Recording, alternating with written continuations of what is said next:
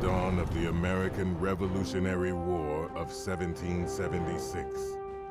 A tangled web of conspiracy spans North America. In the war of survival, it does not matter what your creed, color, culture, or gender is.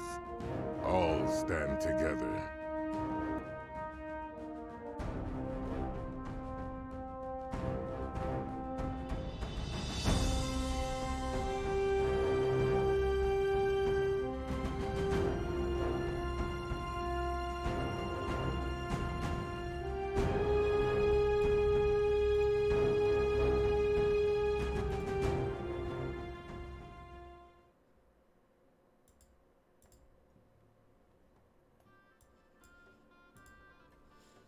Hey guys, hopefully you can hear me okay. I haven't had much of a chance to test my audio, but I assume you're all here.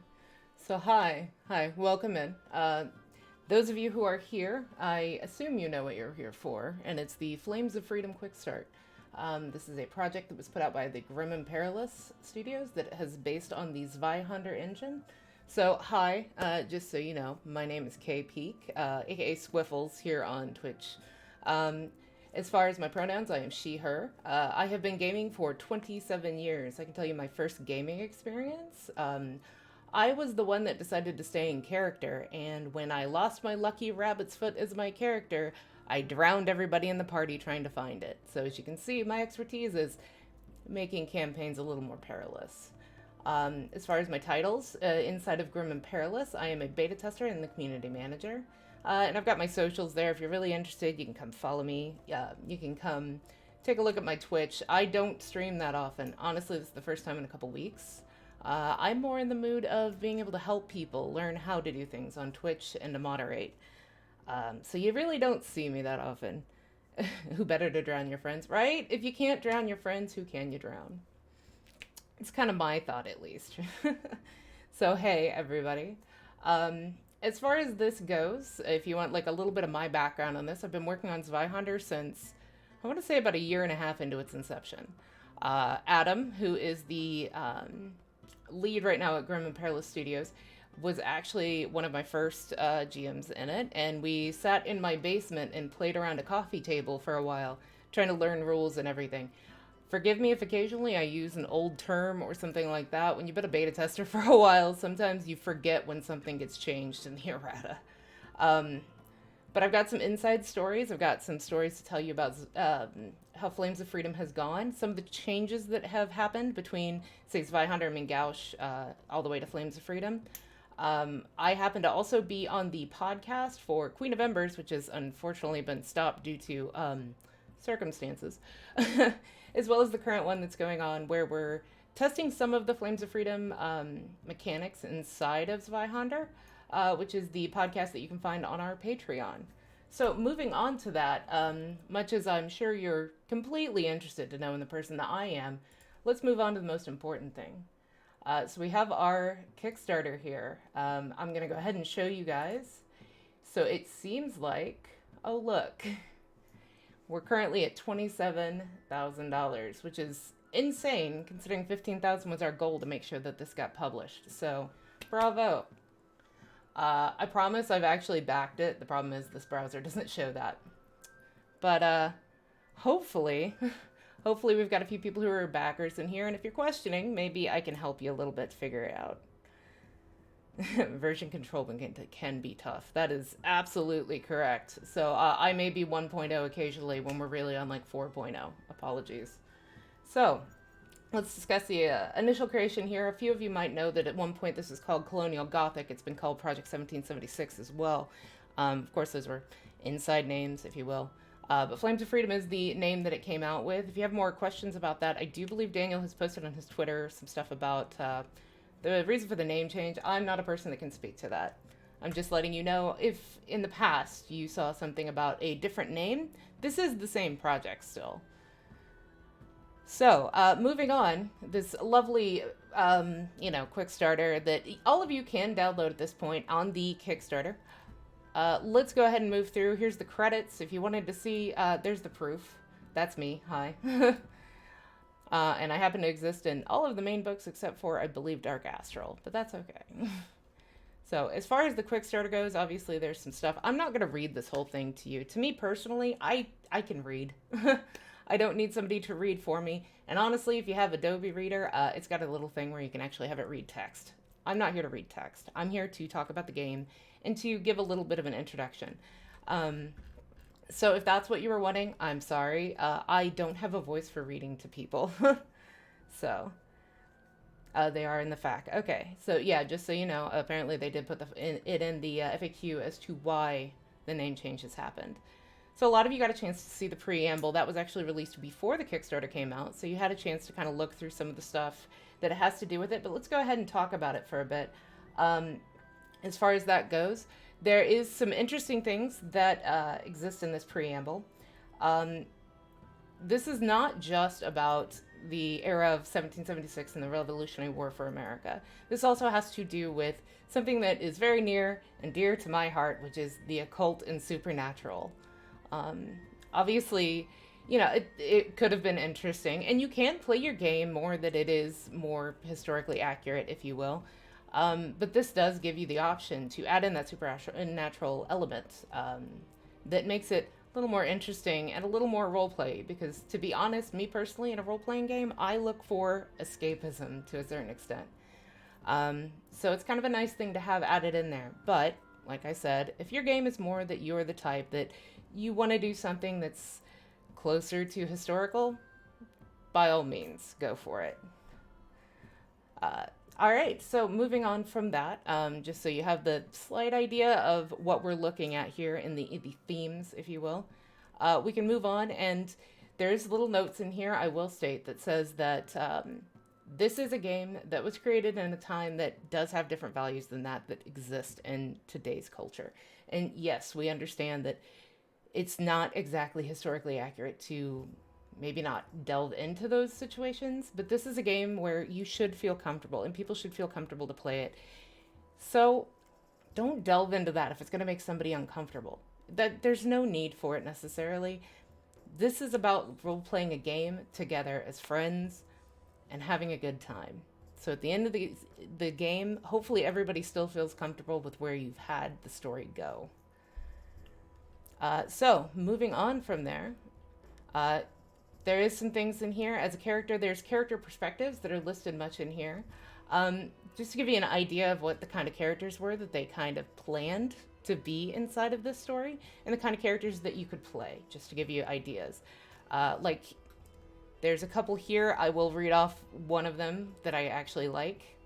Every parent tends to their little ones, soothing scuffed hands and caring for them in their nightmares. For every nightmare, we administer love and prayer. However, they seem to be growing worse. The children speak of the skinny monster dwelling in the cupboards, and we too are now experiencing the same dreams as the little ones. So that's to give you the slight occult feel, if you will, which I personally like. I adore all things supernatural, so it makes me pretty happy to see this built into a new system, and especially at a system that you look at, and this isn't really a time period that role-playing has a large hold on, you know. This is one of the first of its kind. I can't say it's the first of its kind, it's not, but one of. You know, everything's been written, right? Shakespeare, every story's been written. So moving on, there is more character perspectives. There is also some gorgeous art by Deanne that you can actually look through in this book. But let's go on to the historian. So typically, if you roleplay in other things, you're used to game master or storyteller, or, you know, there's different names, dungeon master for certain games. In this one, you're actually called a historian. Because you are helping to create the history. You're helping to write the story. Therefore, historian. In this book, so that you can learn how to be a historian, there is at the end of it the Sin Eater adventure. Now, I'm not going to actually be delving into that too much on this stream. Reason being that tomorrow on this same channel, we will actually be playing Sin Eater. And I personally don't want to ruin the story for myself. So all of my coverage of the Quickstarter will stop at that particular part. The only thing I've read is the characters to know which one I might be playing tomorrow. So, there's 3 different types of gameplay that exist inside of this game. As you'll see, there is the supernatural horror, the occult mystery, and the high action. So supernatural horror is going to give you more of that fantasy feel, right? That more getting into fighting monsters and what lies in the dark and all of the secrets that happen to exist in this particular area of America. Because, funnily enough, most people tend to think of, dragons and things like that are larger than life kind of creatures that exist. Typically, it seems like in European folklore or maybe even Asian folklore, but there is quite a bit of folklore that happens in America. Jersey Devil. That's definitely, obviously, something that is American.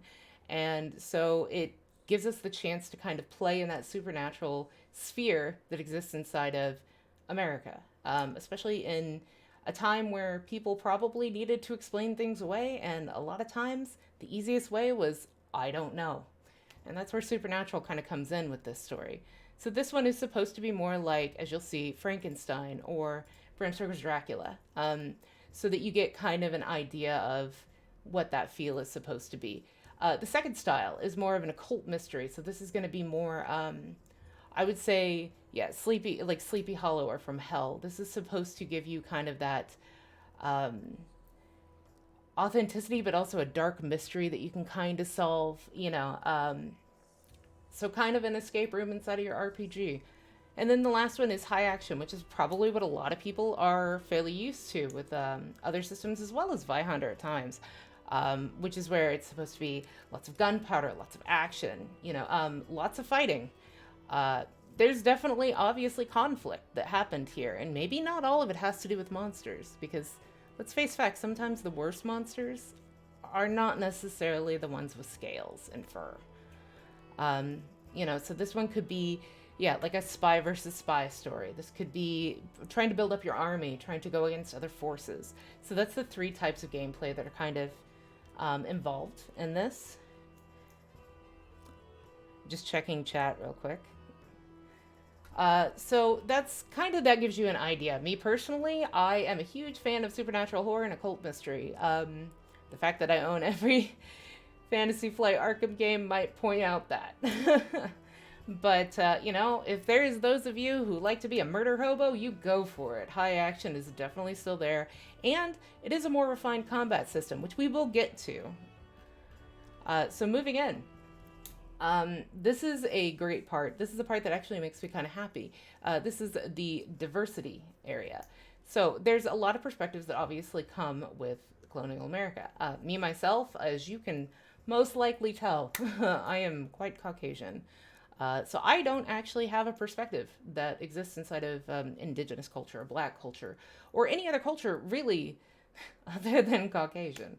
I haven't had the chance or the experience that has shown me what it is like to have those perspectives and what those might lead someone to be like, or what might give reason to some of the things that have happened to a person, or some of the reasons they might act the way they do. I obviously don't have that, and it's really great that this is actually a role-playing game where we're trying to celebrate those perspectives and trying to understand them. And like I said, I can't. So there's no way I could, but at least in trying to exist as that character inside of a game, potentially you can get a small feeling for it, or it might drive you to do more research. So it's kind of cool that these perspectives are here. Chris Spivey is actually a person that is amazing at doing these perspectives and teaching people who are not from that cultural background to see those things and to possibly understand them. So if you get a chance ever, he's a great person to look up. Like I said, Chris Spivey. He actually wrote Harlem Unbound and I believe Haunted West are two of them that I was told of. Harlem Unbound is the one that I know and I have actually read. It was amazing when I saw it at the Ennies. So yeah, going through this is obviously the page that we're on is for black characters learning somewhat how to play a black character. And then there's obviously the indigenous characters, like I said. And then lastly, they have women's perspective. I guess I can actually speak to that one. But this hobby does tend to lend itself, well, not lend itself, but it does tend to have more of a male base if it comes down to it. Not in recent years as much, but I recall 20 years ago being the only girl in a gaming store. So there's also a female perspective in here to help understand that if you needed to help learn that. or if that's just something that you're interested in trying out, because I don't want to play me in a role-playing game, so why wouldn't I, right? So yeah, once again, this goes into the trying to make sure that we're making a positive experience for people, because at the end of the game, nobody wants to feel horrible.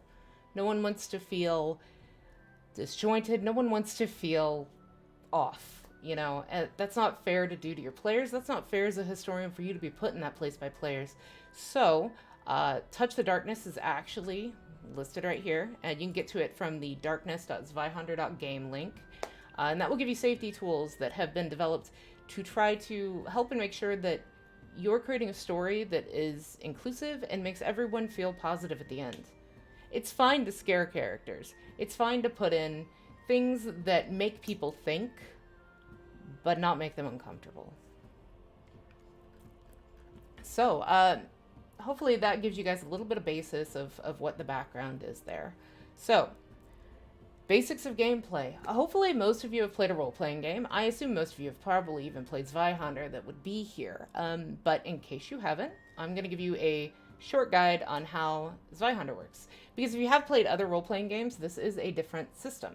A lot of people are used to rolling, say, a d20. This one rolls off of d100s. That means is typically you have two tens dies. You can get a d100 die. I would not suggest it. They don't roll that well. Well, not physically. You got a dice roll or whatever.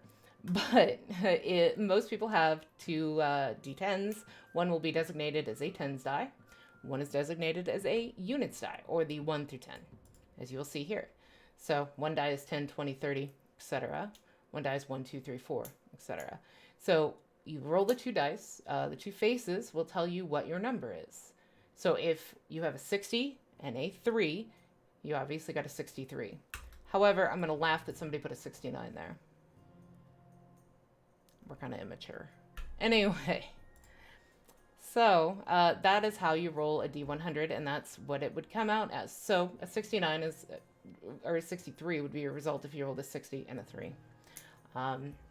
Some people just have two tens dies, and they just designate, like, the orange die is my d10. Just make sure you keep them straight, because it does matter which one is which in this game.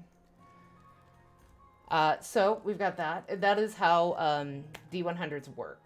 So then there's skill ranks that are here. Skill ranks are something that basically states that you have taken the time inside of your life, or your character, I should state, has taken the time inside of their life to learn something. Like one of them is awareness. You've gotten better at being aware of things. And so you'll have a skill rank in it, maybe. Your character will have a dot on their character sheet, and that particular skill rank means that you get a 10% higher chance to be able to roll. Okay? So, say you have a 30, or let's go with a 45, because that's the standard number, right? You have a 45 in your particular attribute. You have a 10 in your skill rank. You now have a 55 instead of a 45% chance. All right? There's things that also happen to do with difficulty. Difficulty rating will add 10% for each level, one way or the other. So if it's easier, it subtracts 10% from the difficulty. If it's harder, it's going to add 10 or 20 or even up to 30 is the top. So you'll roll against that. Hopefully it gives you like a little bit of an idea. I think this is one of those things where it's easier to see when you're doing it personally. But I just want to make sure that you guys have a chance to kind of understand what the difference between a D100 and a, like I said, D20 system might be. Oh, thank you so much for the subscription, Tabletop. Welcome in. Now this is primary attributes. So this is something that's a little bit different. In some games you will actually test against your attributes. You don't do that in Zweihander. There's always a skill that also goes along with it. So you'll never just test against that. Now, even if you have a 0 in that skill, the number is going to be your attribute. But still, you want to make sure that you always test against that, because there's things that can add to, say, skill ranks. So, of course, your standard skills still exist here, which is combat, or I'm sorry, your standard attributes: combat, brawn, agility, perception, intelligence, willpower, fellowship. And then, yeah, there's skills that are each assigned. All of this is still the same from Zweihander. So, there's awareness that has to do with perception. There's incantation that has to do with willpower. There's simple range that has to do with combat. Like I said, all of those are still the same.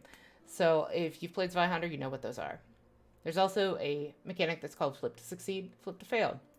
How that works, when you roll a D100, say you get that 63, we go back to that number.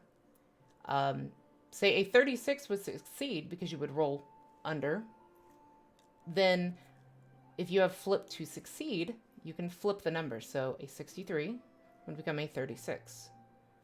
On that same tangent, flip to fail works as if, say you did roll a 36 in the first place, but you have a flip to fail on it. You're going to switch those numbers to 63 and see if that fails. Once again, this is all Zweihander basics, so hopefully most of you understand it and I can just blow through a lot of this. So going past that, we've got, there's the difficulty ratings for you. Each one has a name. Standard is 0, and then you've got routine, easy, and trivial, which just make it easier to do something. Challenging, hard, and arduous, which obviously make it more difficult.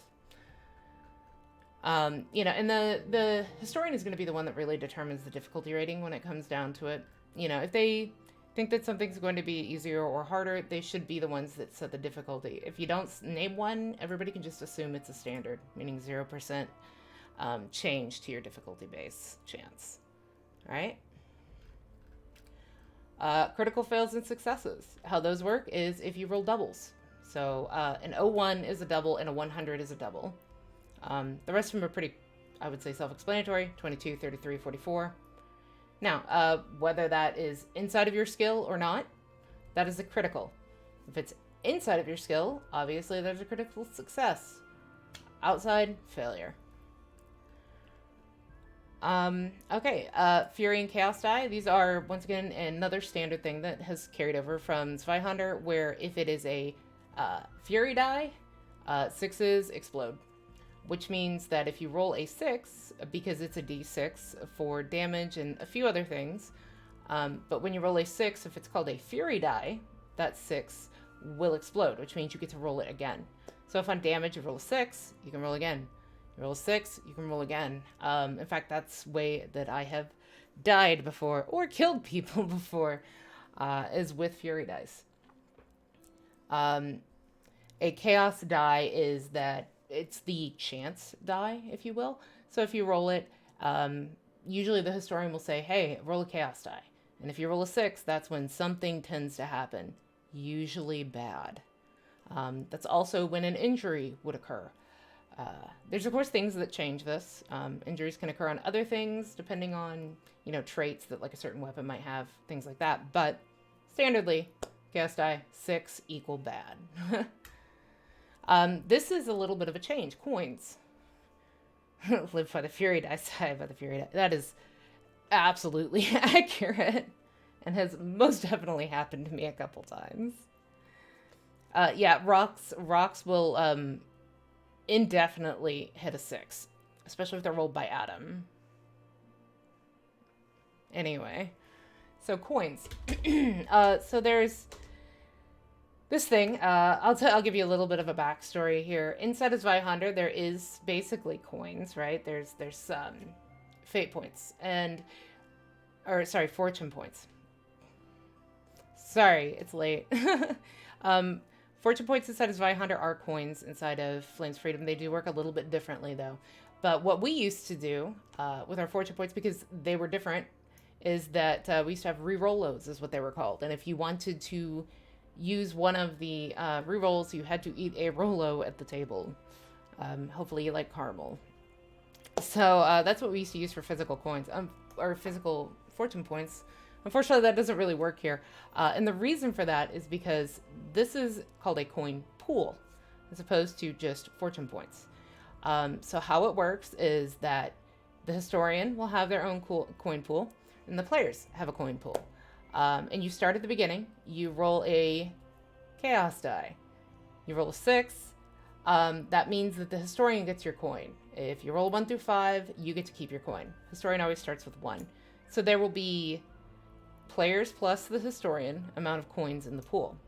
However, this pool flows. So, eating a Rolo when one of those is spent doesn't really, really work. I had to say a pun. Yes, I did. Don't, don't. Anyone who watches the podcast knows my absolute love of puns. Anyways, how coins work. So if a player spins a coin, it goes into the historian's pool. If a historian spins a coin, it goes into the player's pool. So this will actually trade back and forth. That keeps the action going. It keeps it easier for you to want to spend coins, right? Because sometimes people would find themselves with fortune points and they'd save them till the end of the game and be like, because they always reset at the end of the session. So the next session you'd come in and you'd be like, okay, I got new ones. And you'd hit that, well, we're 20 minutes from the end and we still have 4 in our pool. Might as well just re-roll everything. This helps it to where the story goes back and forth. And coins actually, having to do with story, do have a different purpose. So with fortune points and with coins, you could always re-roll a D100. You could change a chaos die or a fury die to a 6. You could also gain an extra action point. But now the other thing is this bottom option here, which is where you can actually edit the story slightly. Like one of mine at one point was, oh, we need rope.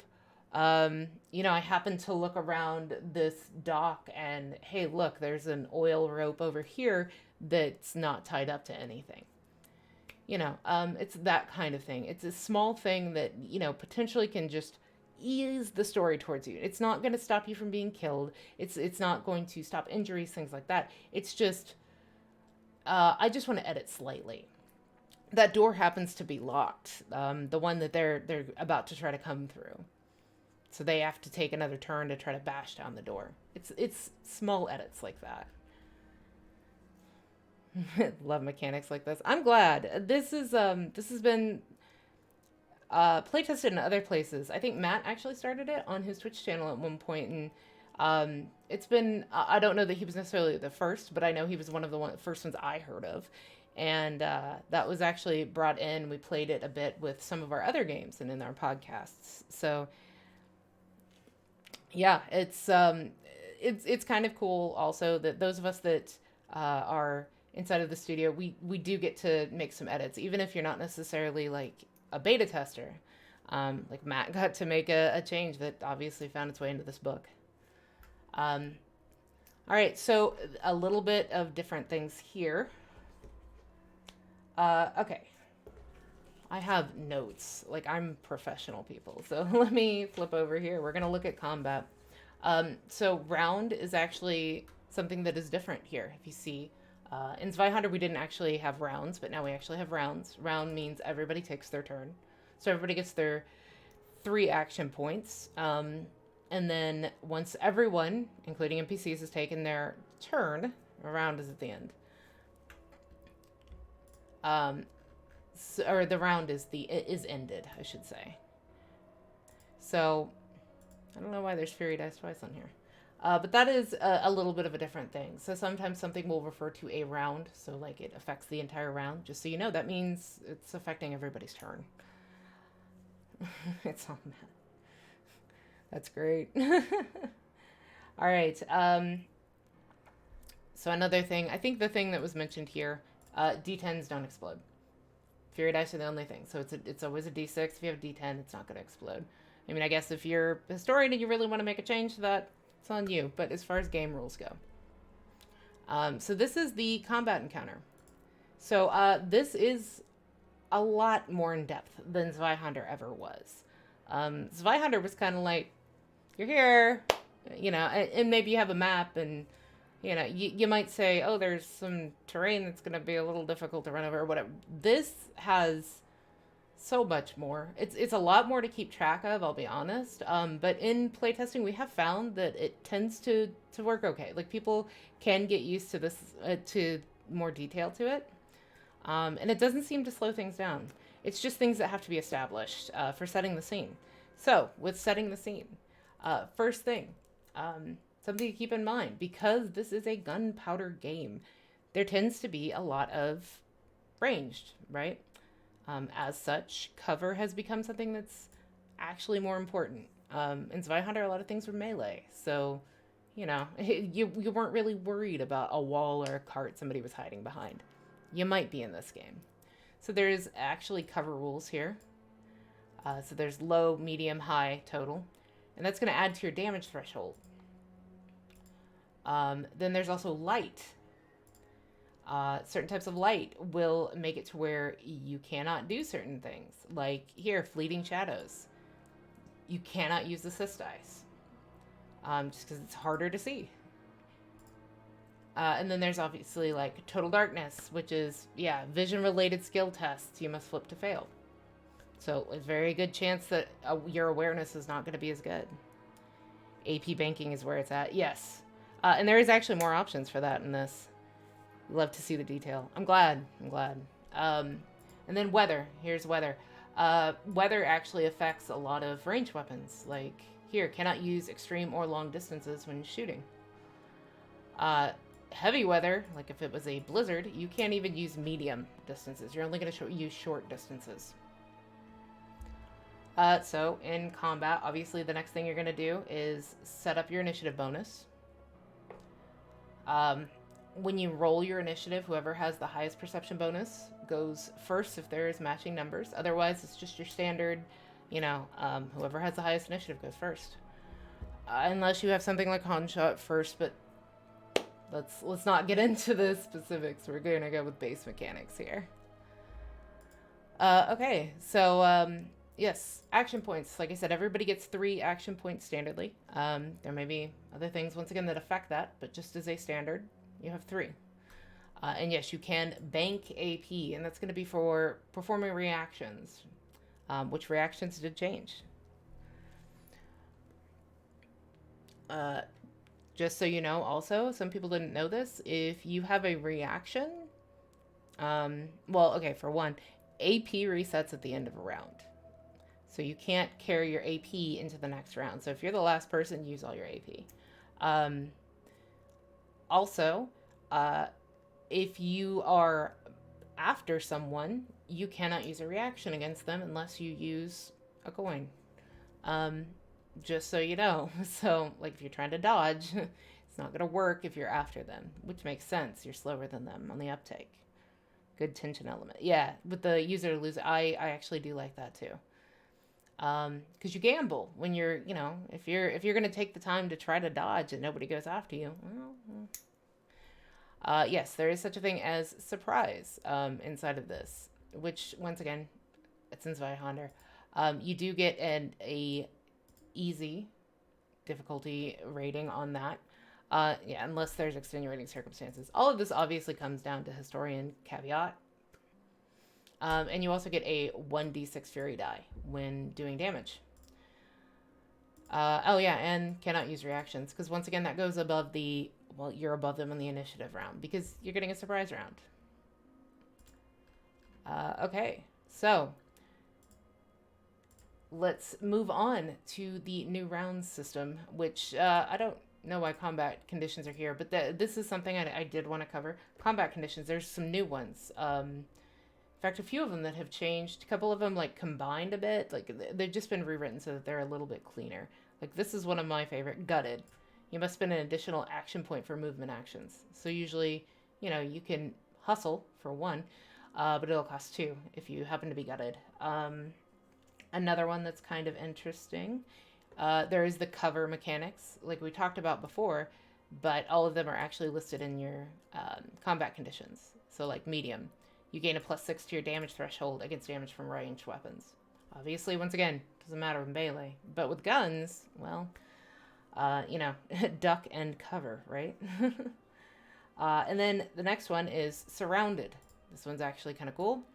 When 3 or more foes are engaged with a single defender, they may add a d6 fury die.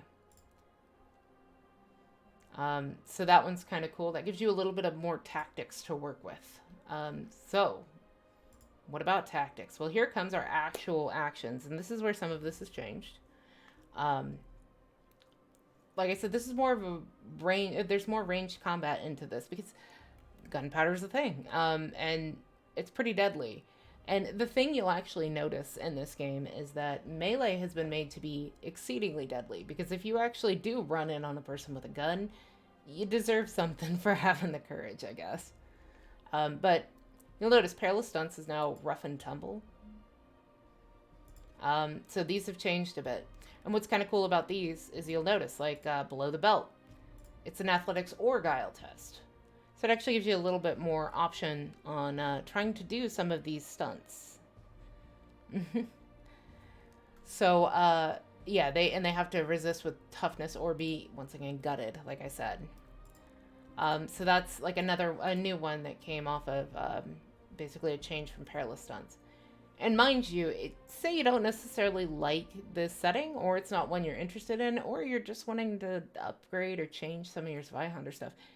All of this should fit inside of your Zweihander game. You should be able to just take it and translate into what you're doing inside of Zweihander. Another cool thing here, this is one of my favorites as resident healer on a lot of games, First Aid. So for 3 AP, when you're engaged with an ally, perform one of the following healing practices. Apply a tourniquet, bind wounds, inject tincture, use laudanum, or smelling salts. And so obviously all of those have different effects. You can stop somebody from bleeding. You can up their peril condition. You can up their damage condition. You make them, ignore an injury. So a lot of those are really nice to have. Because a lot of times it was, I guess you just wait until the end and hope that you get through it. So this gives you an actual option. I know a lot of people built that into their game to start with. So now you actually have it kind of ruled out and everything so that you don't have to necessarily work with a house rule as much anymore for it. Another one is quick load. That is a new one here. Because before, it takes so many AP to be able to load a weapon, which makes sense. These are older weapons, like gunpowder. Gunpowder takes a bit to load. I have actually shot one before. And you got to commit to actually wanting to shoot another shot with that. So instead, there is a quick load. So you become defenseless, but you can actually load a ranged weapon for 0 AP. But once again, you're leaving yourself defenseless. So I guess that's you scrambling with the bullets, trying to load up, whatever shot you can, and just go for it.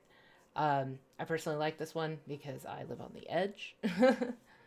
The other one that has changed, words as weapons.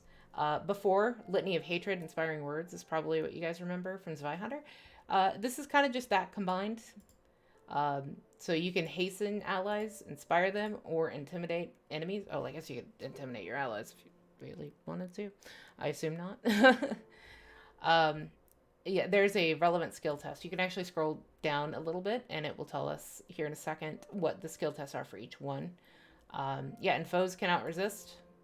You just roll it, and if you succeed, they are intimidated. You can shoot each round. Yes, you can. Yeah, that's exactly what it's for. If you are reckless, like myself, and you decide to do quick load, you can still shoot every round because 0 AP. As opposed to like some guns that cost like 3 AP to reload. But like I said, leaves you defenseless. So, but I like gambling. And then there's, of course, like assist, where you can assist with a skill test. And then this is our reactions here. So this is where you're banking your AP. Defend. Defend is now, I believe it's dodge and parry are now just defend. So it's just one as opposed to having the two separate because, to be honest, it didn't really make that much of a difference. I mean, like, some things would give you a parry bonus as opposed to a dodge, but now it's just one. Just to make it easier to remember, make it all, more coherent, if you will. So yeah, you'll just make a combat-based or a coordination test to avoid damage from attacks. So that gives you either the option of kind of a parry or dodge, depending on the situation. And then there's, of course, resist, which would go against these rough and tumble actions, right? So this gets more into in depth of what those actions are. The only one I'm really going to jump onto for this and show off, if you will, is there's like fire through cover. This one's pretty great.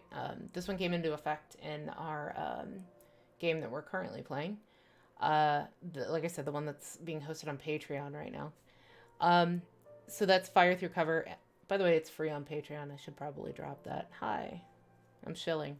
Anyway, um, so when at a distance from a foe, ignore the effects of low cover for 2 AP, medium cover for 3 AP, or high cover for 4 AP. So when that person takes the cover, they're hiding behind a barrel or whatever, you can actually use extra AP to get around that damage threshold bonus that they're getting. Really useful if everybody's bunkered down and you're like, I can't manage to do anything to them. So fire through cover is actually really useful. That's one that I think you'll see a lot of play with if you're doing a high ranged kind of campaign. There is other things that you can do, multiple attacks. Once again, I'm not going to read all of this to you. You can read, I'm pretty sure. And if not, like I said, you've got your accessibility options inside of Adobe for them to read it to you. So once again, this goes to the first aid, which is the other, like I said, my favorite special action that's been added. And then the words as weapons. So, like I said, there's 3 different ones. There's hastened, inspired, or intimidated. So you test warfare to hasten, leadership for inspired, or intimidate for intimidated. Like I said, this was old litany of hatred and inspiring words. What does this read you speak of? I'm not entirely sure. I'm pretending. And yeah, this gives you, once again, your information for being able to do those reactions, those banked APs that we were talking about. And it does have, if you are making a coordination test or a combat test, it can show you like whether it's a parry or a dodge. And that once again goes kind of to historian caveat, or fiat, if you will. So this just gives you the list of how to do attacking. So there's melee weapons. Once again, like I said, melee weapons are a bit more dangerous in this. I always find melee weapons dangerous because a rock is technically a melee weapon. But they did try to make this a little bit more deadly, if you will. Going down, there's actually more information about the ranged weapons and what could count as distances. Distance on a weapon is always determined, well, I say always. I'm probably sure there's something that breaks this rule, but generally, it's your perception bonus plus whatever has to do with the particular ranged weapon that you're using. There may be bonuses to it. But it's standardly off of your perception bonus. So if you're a character with a low perception bonus, you might find yourself running in and, trying to wail on people instead. And then there is, of course, you roll to make the hit. And then there's the defending. It does have a little note in here about weapon and size differences, which makes sense. It's probably going to be more difficult to go after somebody with a knife if they've got a sword. Or if they're unarmed completely and you've got a hammer, there's a really good chance that you're going to get through whatever. Here's another change that happened. So when you are rolling damage, this is something to keep in mind. There is the damage threshold. Typically, your damage threshold was your brawn bonus, plus whatever armor you were wearing. Armor's not really a thing in this game. Therefore, you actually add your determination value. Now, that's probably something that is new to most of you, unless you've read through the quick starter. Determination value replaced fate points. It's a different mechanic, but you will actually add your determination value to your damage threshold.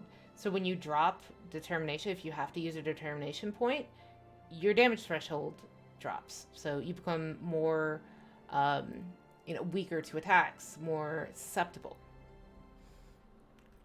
So then, this is still standard of Zweihander, where if you exceed the damage threshold of a person, that's when you actually do damage to them. And there is the different steps, which are still the same: unharmed, lightly wounded, moderately wounded, seriously wounded, grievously wounded, slain.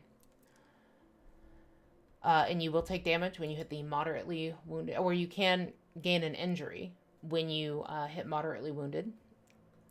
Speaking of which, there's a new injury table, which is awesome. Um, the quick start does not have grievous injuries because it's not expected inside of the campaign that's in the quick start that you will actually hit grievous injuries. So I guess if you did, you might just pull out your Zweihander book and, dear gods, I'm not sure what you're doing. But so the only two in the quick starter are the moderate and the serious. One of the fun things here is that you'll notice every moderate injury you are bleeding. It's the first line of everything. You are bleeding. You are bleeding. Unless nothing happens. You are bleeding. You are bleeding. Or it gets worse and you go to the serious. But like here's a new one. You're bleeding. A caregiver must treat moderate injury. Until fully recuperated, you cannot sleep, awakening to imperiled. Right? I'm not entirely sure why that has to do with scraped buttock, but I thought it was funny. Moving on, serious injuries. Once again, all of these, you are bleeding. So this is a punctured armpit, which is an interesting one. A caregiver must treat serious injury until fully recuperated. Reduce your encumbrance limit by -6. I don't know why it says reduce. Okay. But so basically, yeah, it gets harder to carry things, which makes sense. That's a pretty weak spot if you think about it.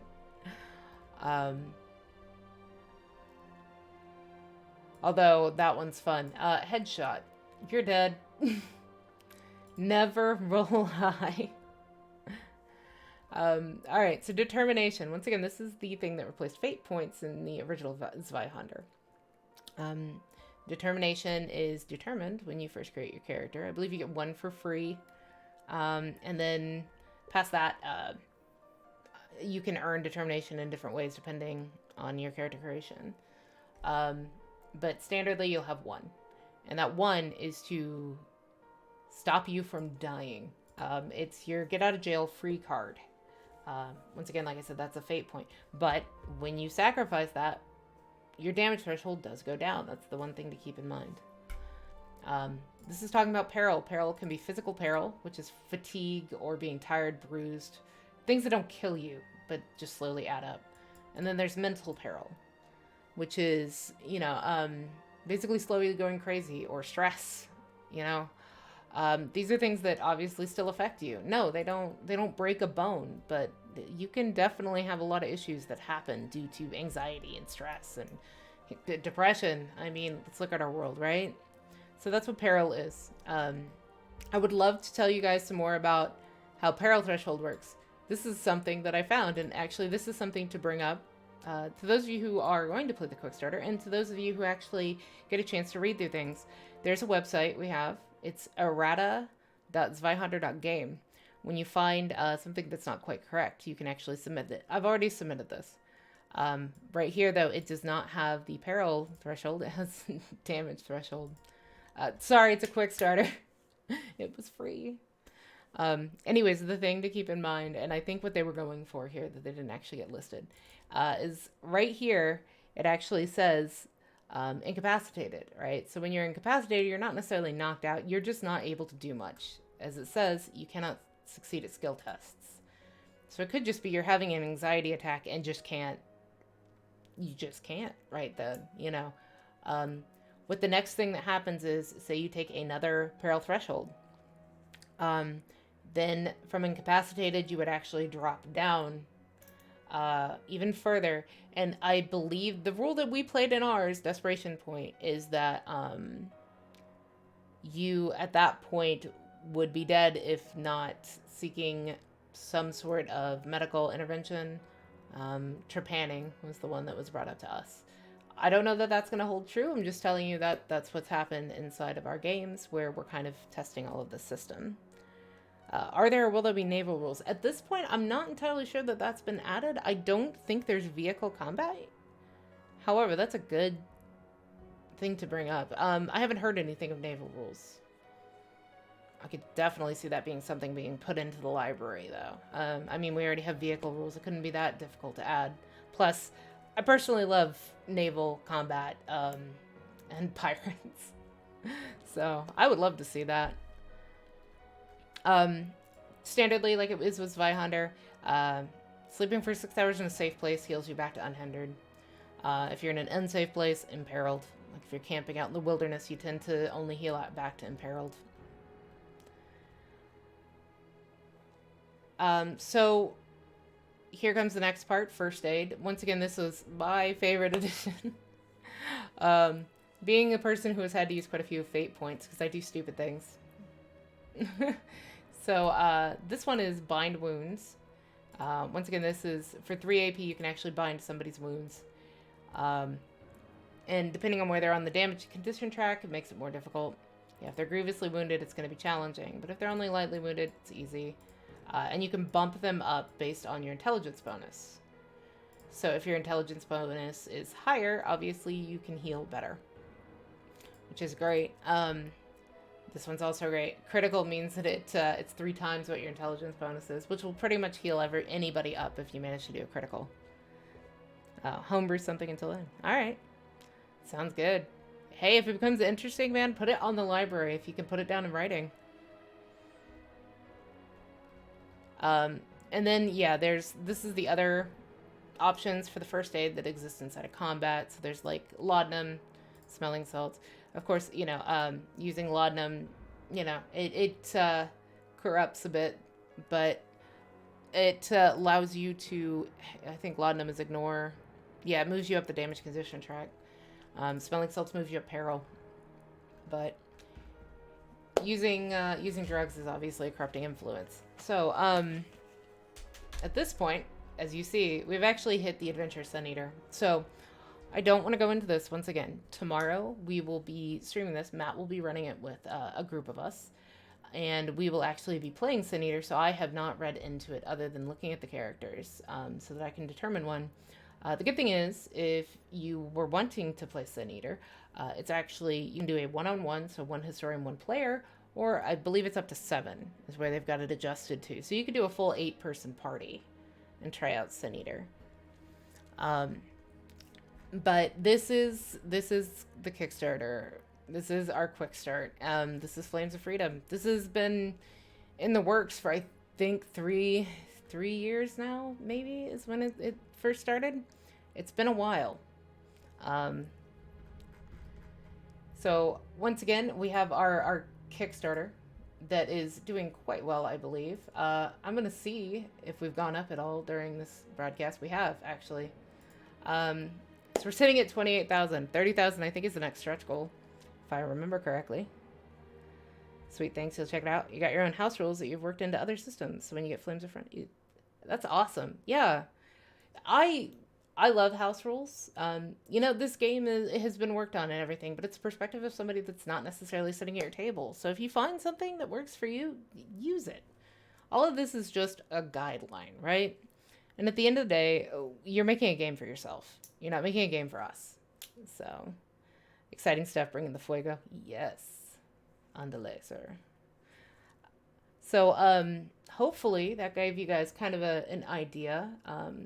Gives you guys a little bit of insight as to some of the process that I've at least been a part of. I haven't been everything, obviously, here. But I've been pretty majorly involved inside of a lot of Zweihander stuff for quite a while. So, do you guys have any questions that I could possibly answer for you? Q&A. Sure. I can attempt. I mean, this is the Kickstarter. This is the quick start. So there is stuff that I am privy to, having been a beta tester. Also, having been that annoying voice that goes, that rule doesn't make sense, on some of the documents. New phone, who dis? I don't know. This is Squidward. It's Patrick. NDA lifted, K. Oh, okay. All right. Wasn't sure what all I could say. Yeah, if there's stuff you guys want to know, I could tell you from some of our testing. If you are on the Patreon, looking at the Patreon stuff, you'll see, like, you've seen some of our Desperation Point stuff, so you'll see some of it. But I definitely will say there's stuff that was not recorded, like 3 or 4 weeks of us going through Google Docs and discussing rule changes. Things that did make it into the book, or things that we argued with and ended up not, because there was a thing. If you actually watched any of the podcasts originally, there was a thing called motto, which kind of goes with a dooming, if you will. It was like the hopeful version of a dooming that was originally in Flames of Freedom. And as you can see, if you scroll down, I'm not going to read Sin Eater. No pictures. No pictures. If you go down to Sin Eater, though, you'll see the character sheets. And inside of those character sheets, of course, now I'm going to ruin everything for myself. Anyways, inside of those character sheets, you'll notice motto is not listed. That was something that was actually taken off. Found that it didn't really add to the game. So instead, there is, I don't know on this character sheet exactly where things are, because I'm not sure if this is the final one, but you do have your belief in your flaw. And your belief in your flaw is actually kind of what motto was. Originally, motto was supposed to be something that you could base off of to give reward points or try to incentivize people to play their character more like their character would be, right? Like my character, Keegan, that's there is hard work never killed anyone, I think, was like basically my motto. Which worked with his belief in his flaw that I randomly rolled. But we took away the motto. So initially that's what I based him off of, and I just kind of kept it because it worked. But so now you have a belief and a flaw. So honesty and apprehension, and that's kind of your role-playing basis. You can't wait to see all the traits and professions. Yes, there is. Oh my God, there's a lot. Dan has inundated us with hundreds of pictures. And by the way, if you guys have not noticed, the art has sincerely upgraded from Zweihander. Not that Dan was not amazing on Zweihander. Believe me, I have tons of the art around my house, which at some point I will hang up in my office. I'm redoing my office right now. But he is definitely upgraded. He is definitely, his skills have gotten amazing. And then also, if you did not know, the cover art is actually made by Ken, I believe. And Ken is an amazing artist as well. What rule were you glad was dumped from the playtesting, Kay? Putting you on the spot. What rule? I think motto, to be honest, because it felt like it was just too many restrictions on what a character plays like. I also was not crazy about, at one point we were testing something with reward points at the end, which was that you had to prove out and everybody had to agree that you actually stuck to your motto or your beliefs, later on your beliefs, and your flaw. And, you know, of course, everybody in the team's going to be like, yeah, you did that, because they want you to have points. Like, well, unless you're in a really bad group. But, you know, for the most part, they're going to agree. So, like, you know, that part was kind of belief and flaws are sort of like the alignment. Yeah, they're kind of alignment. Alignment kind of, to me, alignment denotes that a person's good or evil, right? Like, that's kind of, or they're, you know, that's what most people think of when they think of alignment. As opposed to, this is kind of, I guess you could say, characteristics, if you will. So, like, knowing what a character is like, whether their actions are what you would deem good or evil, this is more their motivation, or what might drive them as a person. So, like, honesty, apprehension. What that's probably going to mean, I don't know right off the top of my head which one honesty and apprehension means. But honesty is obviously going to be, you know, you live a life where you try to be honest to everyone. But since your critical flaw is apprehension, it's that you find yourself, you know, frozen sometimes or not sure exactly what to do. And probably that honesty leads to that, right? You're such an open person that sometimes you feel like you can't continue or you don't know where to go with it. Like this one's spirituality. So she obviously, you know, her belief comes down to that she believes in whatever she believes in, but she believes in it wholeheartedly. Her religion, or, you know, whatever she finds for spirituality is her thing that she is bound to, But because of that spirituality, her critical flaw is recklessness, meaning that she's so bound in her vision of towards what her religion or her spirituality should be that she doesn't necessarily look to the sides of her. You know, and once again, that doesn't necessarily make somebody good or bad. It's just who they are. You know, everybody's got a flaw, right? And hopefully, and I believe this is true, everyone's got a belief. Everyone's got something aspirational about them. Everyone's got something helpful. Any spellcasters in upcoming playthrough? I don't know if anybody's playing a spellcaster tomorrow. However, I do know, because I was looking, that she actually...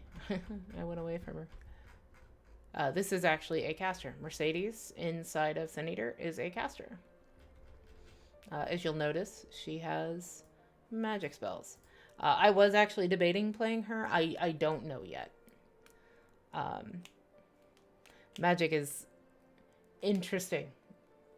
I will say, inside of the Zweihander universe, Magic is not like other games that you've played. It's more difficult, but more useful, if that makes sense. Like, I find more applications that it can be used for, but it is a harder thing to pull off sometimes, depending on the character. So I haven't played a lot of casters. I tend to be the scholar type, which is why I was not going to necessarily go with caster, because I play scholars. But we'll see. I think we could probably make that happen. More of the professions from the quick starter. Are you talking about these? Because there is, yeah, there's the... So Gideon is an animal whisperer. Which is kind of an awesome one, really. This is one I was interested in, but somebody claimed it. Creatures classified as animals will never make you the target of their attacks until you initiate violence towards them or their allies, and you treat total darkness as if perfect light. So he can see in the dark, and he's friendly with animals. And he's got a hatchet and a musketoon, which I don't believe has to do anything with the particular profession. This is just particular to the character. But it does look like they have melee, ranged, athletics, toughness, stealth, awareness, survival. That is something to bring up, actually. As of now, when you create your character, in Zweihander, typically you would get so many points based off of whatever system you were going with, like the standard roll system, and you would get reward points based off of that. And you would kind of fill in. With Flames of Freedom, right at this moment, at least, unless this changes, you start with a rank in every single skill that has to do with your profession. So you start off as a somewhat realized character. And then your reward points are going more towards your bonuses, as well as your traits. So that one is Animal Whisperer. Brocker, I think that's how you say it. Brocker is Mercedes here. Whenever you bear a symbol of faith in hand, add +1 to your damage and peril thresholds. Oh. With a successful scrutinize, you can detect the presence of supernatural phenomena. So she's a ghost hunter. P.S. Phasmophobia, great game. So yeah, then she's got, it looks like she's got Fire's Warmth and Liquid Courage, which Liquid Courage is, I just was reading this. Yeah, you can enchant basically a mug or a barrel if you get a critical success, and people get a assist die to skill tests against stress, fear, and terror, which is kind of awesome. And then Fire's Warmth is for avoiding frostbite. So that, yeah, this is your caster type that is inside of it. Next one, Dilettante. Whenever you gain the benefits of an assist die, you gain 2 instead. So this is... Keegan is the opposite one. So this is an interesting one. The character that I play is actually that he gives 2 assist dies. This one is you gain 2 assist dies when somebody helps you. Why are all the states in increments of 5? States. Oh. States. Are you referring to these the primary attributes? Typically they wouldn't be, because typically you'd be rolling them randomly. But I think just for these particular ones, they just put in fives. I think it's just because it's starter characters. The art is fantastic. It really is. Like I said, Dion way outdid himself on this. Yeah, and then Enfant Terrible. Whenever somebody fails an intelligence-based skill test, you can interject and have them reroll. He interrupts people and tells them they're wrong. That's... and they suffer mental they stress out because he tells them they're wrong. That's the character. All right.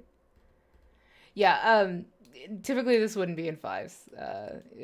Korra. I think that's just because they were starter characters made. I've never had a character that all of them were in fives. So, yeah, he tells you you're wrong. That is Bo. He might actually be fun to play. And then this is the freebooter.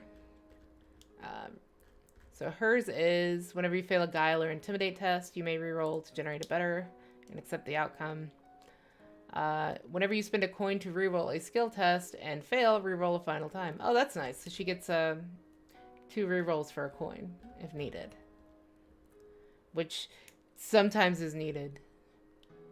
Must accept the results of this final roll. I do have to ask, I'm not entirely sure on this. I guess right now it would be historian caveat, but what if on the first one they roll a critical fail so they still get the reroll? Because a lot of times critical fail means you stop. So this is the Magistrate, Archibald. Whenever you or an ally succeeds at a skill test, spend a coin to turn it into a critical. That's pretty awesome. Whenever a coin is spent, automatically cancel its usage. You can call upon this ability. So you can stop the historian, or I guess you could stop somebody in your party if you really didn't like the way they used that coin. That's... Midwife is a healer type. So they're going to have heal, yeah. Whenever you successfully bind wounds to heal damage, move 1 additional step up. Ooh. Equal number of steps up the peril condition track, too. Oh, that's... Okay, she's kind of amazing. Takes you less than 1 minute to bind wounds, 1 action point. In addition, reduce the use of other first aid related actions by -1 action point. That's... See, and I just talked about how much I like first aid. I might be the healer tomorrow. We'll see. So this is the officer. An ally, whenever combat starts, you both gain plus 10% to defend and cannot be flanked. Nice. And then when you suffer injury, move 1 step up, damage and peril condition tracks. Oh. That's awesome. Harder to kill. Yeah, and then here we've got maps and such and character stands for Sun Eater that were actually built in. So if you print it off, you can actually use it. I would suggest doing those on cardstock. Paper tokens are horrible. But once again, I don't want to read too much into that. But is there any other questions you guys had? Any other stories you want to hear? Anything else you want to hear about Dan's basement? I've been there a lot. Dan is such a fantastic artist. He really is. He's amazing. Amazing.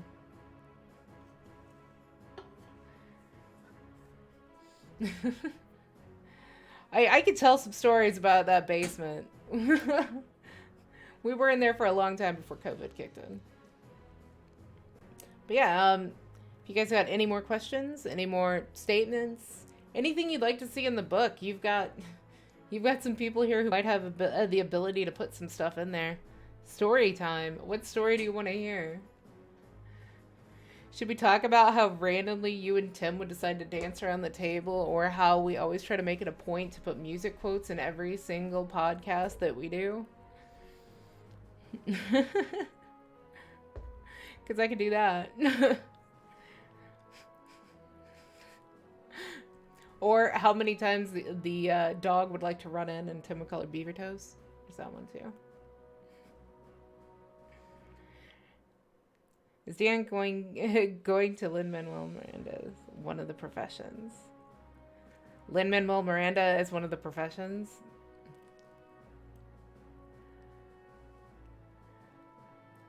I don't know that I can 100% say that that has not okay, I'll say this. I have not seen a piece of art yet that looks like that, but damn, that's a good idea if it hasn't been.